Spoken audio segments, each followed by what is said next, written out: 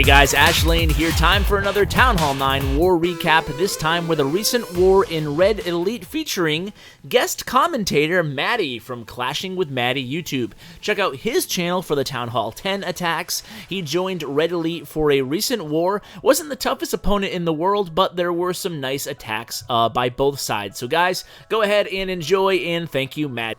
Hey guys, Ashlane here. We're here with Clashing with Maddie. Maddie was awesome enough to join Red Elite for a war, and we're going to be doing a two-part war recap. We're going to cover the Town Hall 9 highlighted attacks from our recent clan war on my channel, and then we're going to go ahead and cover the Town Hall 10s on Maddie's channel. Maddie, what's going on, man? Not much, man. I'm just sat here really excited and happy to be doing a bit of a recap with you. So it's and I must say it was really cool to come in and join Red Elite for the war and see what you guys do. Yeah, man, it was awesome having you. I know a lot of my clanmates were avid viewers of your channel. It was a bit of fanfare when you entered the clan, so definitely good having you. It's so weird because I almost feel like the same coming into you guys, because obviously I was sat watching you at ClashCon when I was streaming it, and it's like, okay, now I'm in the clan with you, and now we're doing a dual com, so it's really weird for me as well. No, well, it's great working with you. This is the first time we've done like anything like this, and I know you did a recent one with another different war recap with Powerbang, so you guys should go check that out on Maddie's channel, Clashing with Maddie. And without further ado, let's go ahead and hop into this clan war, okay?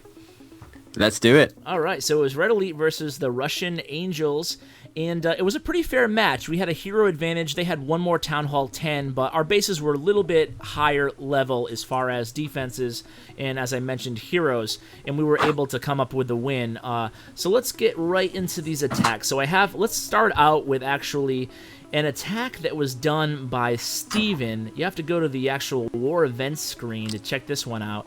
And it was against a Town Hall 10. So you got 75% against 24. Let's start with that. I know you guys love attacks like this where Town Hall 9s are hitting Town Hall 10s. And this is kind of a popular base design. I'm sure you've seen it before, Maddie, as well. Yeah, quite a few times. It's one of the popular ones. Yeah, so we're going to go ahead and just press play and see how Steven tackles it. It's pretty cool how he uses the... it's kind of a 3-star strategy, what he's using here, just a go laoon, but he's going to go ahead and use a jump spell to access the center there to trigger that clan castle, and then he's just going to go ahead and use the second phase of the attack as if he was trying to 3-star, but he's going to go get a really high percentage 2-star instead. I mean, it almost looks like a 3-star strategy when you see on the face of it. It looks like the standard sort of shattered laoon that you'd see. And I was watching it thinking, what, is he actually going to fully go for the 3-star on this? I know, if they were both single target Infernos, I think he would have had a decent shot. I mean, it's so hard, if not impossible, to, as a Town Hall 9, even with the max heroes, to 3-star against a multi-Inferno tower. But you can see he definitely had a good game plan here, taking down 2 air defenses right off the bat with the first phase of the attack there. And then he's just going to come in with like a traditional, like I said, laoon. Definitely impressive attack here by Steven. Well, yeah, he seems to be just going for... It does look like a 3-star attack. You can see by the way he's dropping the hounds and loons, and the hounds are even tanking the Inferno, good chunk of the Inferno beams. Yeah. I think it was I don't know whether it was a 3-star attempt, it was optimistic, or whether he was, or whether he just thought, well, YOLO, and we were going to win the war, and just see if he could really try. But I'm telling you now, that was... From watching the raid, that was a legit 3-star attempt, and he did well. Yeah, look at that. I mean, maybe if that rage spell was just a hair over to the right more, he would have been able to perhaps get closer to that air defense. I don't know, but the queen stayed alive longer than I had anticipated, and that was pretty much the raid. You can see he does a little cleanup here, and there's enough a defensive unit standing that he wasn't able to obviously get the 3-star. If he had, it would have been the highlight of the year for my for my channel.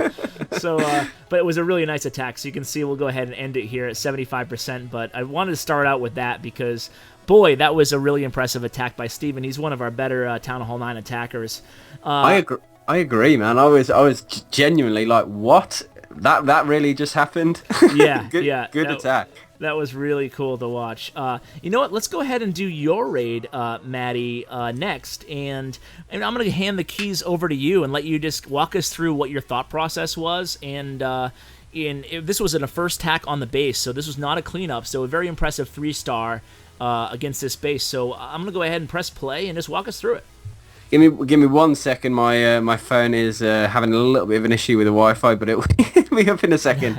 I remember looking at the base, and it's obviously an anti 2-star design. It's what you'll find is, in a lot of the symmetrical bases, you can use some of the more old school strategies. And hold on, let me just load it up now so I can be on the same page with you. Yeah, and then I'll talk you through the exact thought process. We're seeing the army right now, the troop composition, and you're using the Valkyries, which is great to see. I know a lot of people love incorporating the Valkyries, especially against. And I don't know about you, but it seems to mitigate some of the possible damage that can be done to the hogs using the Valks, because they just stay alive forever and they interact so well with both heal and rage spell. So if you can rage heal Valks, you're laughing. Okay, exactly. I've got the raid up. All right, let's go ahead and hit play. So there's an easy opening into the base. You can see straight through 12 o'clock, straight through the north, and it was really easy to funnel as well. So really cheap funnel for me. And all I had to do at the start was get the CC targeting one of the golems, because I didn't want to drop the king and the Valks in too early, because when you do, they can get immediately targeted by loons, whatever's in the CC. And it goes pretty quick, and this raid is designed to be quick. And I'm getting the Valkyries in with the rage, with the heal spell to keep them alive. And what they're going to do with that jump spell is have access to most of the compartments, and they're just going to gut the core. Now, the reason I dropped the hogs in nice and early is because the point is the defenses are distracted. And that, using that synergy of the kill squad going in, and they're still tanking and they're still distracting and they're still killing defenses while your hogs are going in. And so what I almost YOLO'd this attack, to be honest. I knew that I could get my Valks and King and Queen, everything into the core quite easily, and I knew that they would take down a good chunk of that. So what I did is I waited on the hog drops until the defenses were starting to get distracted, and at that point I started trickling them in, and it went from the different angles. And when I had 8 left and I saw at the bottom, and there was a few defenses left at the bottom, I just threw those in as well.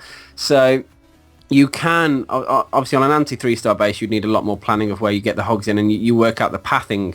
But when it's an anti-2-star sort of symmetrical base, and you can get into the core that easy, and all the main things, the giant bomb threats, the queen, the sea, everything on the way into the core, and you can get the queen from that, then you're almost freer to throw in your hogs from different angles. And for me, this raid was all about timing. I had over a minute left on the clock. I don't know if that you noticed the timer at the start, but there was about a minute left on the raid, because when you get the kill squad to do that, to tank what for your hogs, it helps each other. The hogs take down the defenses that are killing your king, you're killing your queen, killing your golems, and then they survive longer. And likewise, because the hogs are not getting shot while they're taking the defenses down, they survive longer as well. So it's that trying to work out that mutual balance. And if you can apply that to your raids, Channel 9, Channel 10, whichever level, if you can start getting to the point where you're timing at that level of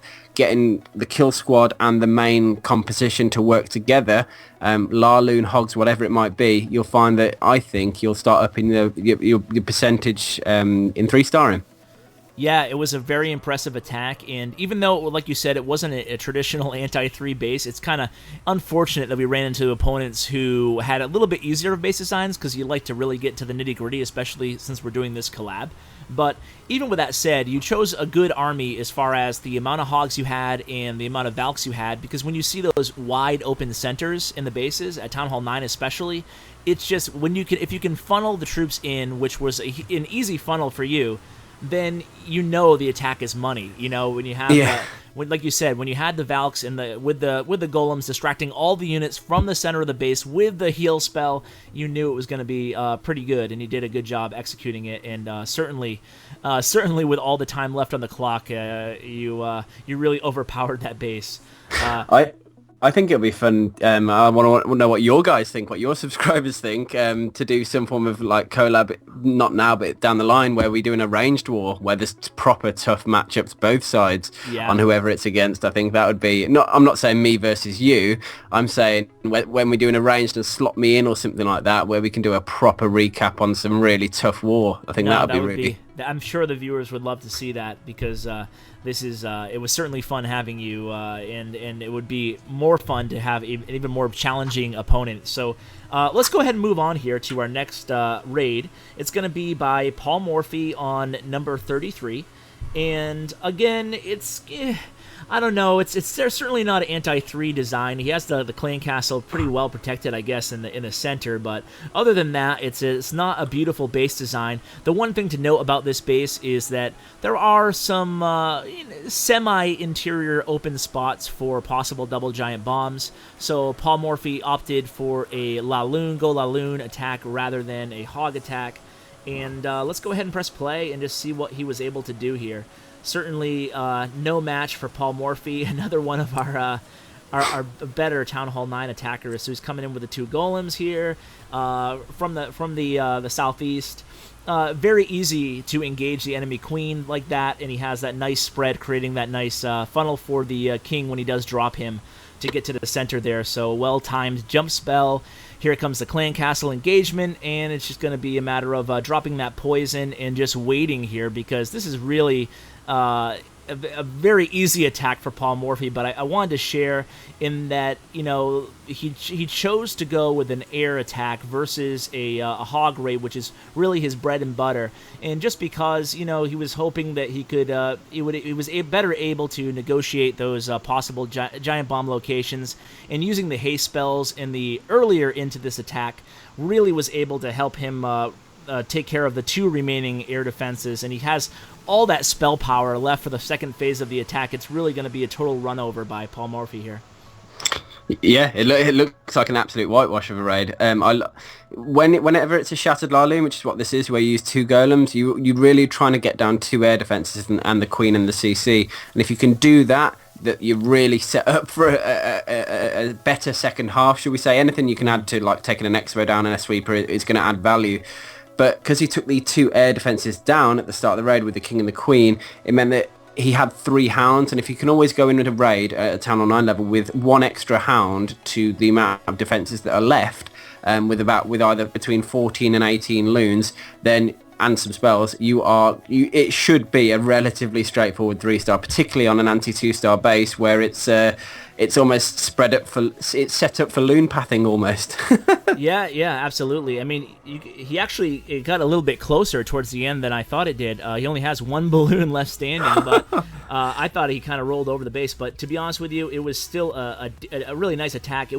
He almost got the same amount of damage done as like the max attack, but he had, like I said, the 2 haste spells and the 2 haste spells and the 2 rage spells to play with in the second phase of the attack. So maybe a little bit better on the placement of some of those lava hounds, or maybe a little bit earlier on the 3rd lava hound. But either way, being nitpicky here, because it was a nice 3-star attack by Paul Morphy.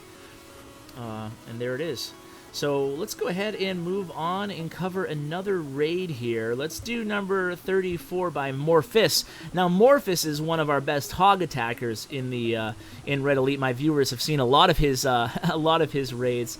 So you can see this base design a little bit tougher than the other ones, I guess, but still not a heck of a lot. There's really 3 obvious spots that there could be giant bombs. So he's going to work with the first portion of the attack to try to trigger at least one of those obvious areas. I'm not sure if this was a cleanup attack. Either way, he's able to get to the center fairly easily to start engaging the possible giant bombs and the queen location. Again, here with the 2 golems, shattered variation, and a nicely placed jump spell to really open up a wide area in the center of the base to start engaging that golem in the enemy clan castle. Looks like he was aiming for the 1 giant bomb threat by the Expo, which was a clear one. But when you can walk into a raid with 31 hog riders, Yeah. You can surgical it, you can spam them. Yeah. There's so many different ways to deploy them, but it's really sort of normally dependent on where you think the rest of the giant bomb threats are as to how you deploy. But Exactly, Queen, and he staggers the hogs in very nicely, so it's really, he's really able to like mitigate some of that giant bomb. Obviously, he's going to lose some hogs to the giant bombs here, but you can see right now the staggering clockwise of the hogs really does it works very effectively against this base. it works very well when you can converge them. So, for example, now all his hogs are into, if it's the same on your screen, going into like one group. Yep. So every little wave of hogs that you add in, you sort of converge them into heal spells, so that they all get the benefit of the heal spell. Beautiful. And it helps the pathing of the hogs as well, so that they can all go into the core and keep moving seamlessly around the base instead of having to go past the defense, miss it, and then go back at the end of the raid. Oh, no, absolutely. And look at how many hogs are left standing. And you really put it beautifully just there. But using that tactic of if you're able to identify a base that has, the flow of the hogs, if you're able to trace the defenses, which is obviously always what we recommend attackers do before a hog attack, is just trace the pathing of the hogs. And if you're able to trace them in such an easy, circle like that, do that stagger method, and like Maddie just said, allow them to just walk right into the heal spells. It's really a beautiful thing when it's pulled off. And you can see his queen's still alive at full health almost. And they're just basically going to meet right now for the 3-star in the books. And there it is. I've got a pro tip. Sure, let's do it.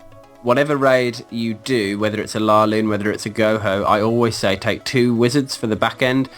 Now, one might be that if, let's say, a funnel fails and you need to add it in, so you always want to be left with at least 1. But I say always leave 2 wizards for the back end. Now, if his hogs died then and he only had a few left, then he might have struggled on the time to get the 3-star. Whereas if two wizards put halfway down in a raid can take down an unbelievable amount of percentage and save you a hell of a lot of time, which is why I take them and why I recommend everyone else takes at least 2.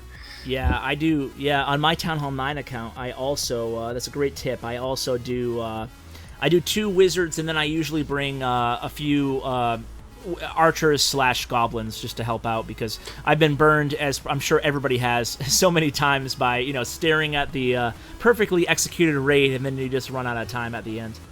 Yeah, I think we've all been there. Yeah. I normally, I build my army, build the funnel, build the kill squad, build, and let's say it's hogs or loons that I'm building, whatever number I'm left with, whether it's 217 out of 220, I just fill that with probably goblins, more are the most common thing I put in, just to help take down the storages. Yep, exactly, yeah. Definitely. We have time for one more Maddie replay, so I'm going to go ahead and show the one by Joy. Joy, one of our more popular Town Hall 9 attackers, mainly because she does so much with such little hero firepower. And you can see they're actually growing up, her heroes now. They're 11 and 15. They used to be, when she joined, I think they were 10 and 12.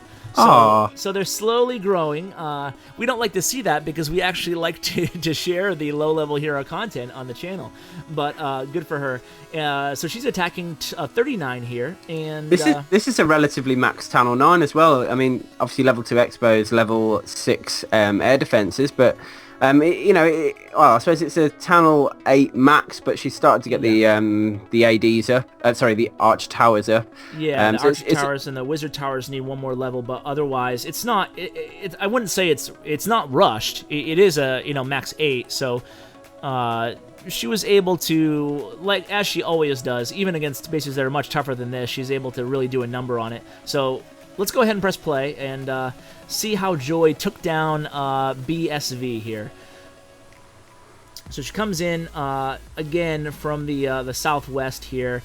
It just, very basic funneling here. It's not rocket science here, but she's just so good at it, and to stay so consistent at it is really leads to a lot of success. Now, dropping that king in the perfect timing and the perfect spot to make sure he wasn't distracted by those side gold mines or builder huts there.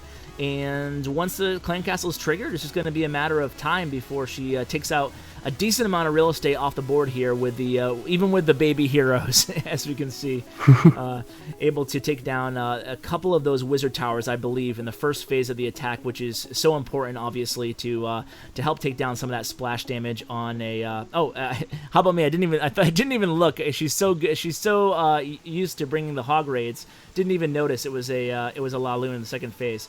So it's still important to take down the splash damage, but you can see coming in, just moving clockwise is going to be pretty easy here for Joy to take down this base. Just taking her time and deploying that third Lava Hound in the clan castle there. And after that, it's just going to be a total run over here with all these balloons eating up those rage and haste spells. This actually quite contradicts what I just said, because I said take 1 hound extra plus the amount of... Are you there, Maddie? We'll go ahead. I think we lost Maddie, so I'm going to take over on this. Maddie, are you there? I'm going to take over on the end of this replay because I think Maddie is having some technical difficulties. And you can see here, he was Joy was able to bring that Lava Hound there, the extra Lava Hound, to really make sure. And that's, I guess, part of the issue with bringing that extra Lava Hound is they didn't die. But luckily, she had the goblins there to help clean up there, as well as the Archer Queen is still alive. So the Queen and the balloons and the Lava Hounds that are unpopped are going to meet in the middle and pull off the nice 3-star attack here. So Joy's going to end it pretty strong here, taking down the clan castle. And there's actually a decent amount of time left on the clock too, so certainly not a bad attack. Even though the Lava Hounds didn't pop, maybe perhaps next time one less Lava Hound would have done the trick, because she was able to take down 2 air defenses. Now, if you're not able to take down 2 air defenses, certainly still going to need 3 Lava Hounds. But guys, thanks so much for tuning in, and thanks so much to Maddie, who has dropped from the call, for helping with the commentary. He had a really nice attack. And be sure to watch the second half of the Town Hall 10s from this war, fully recapped with me and Maddie on his channel, Clashing with Maddie. So guys, thanks so much for watching, and as always, take care.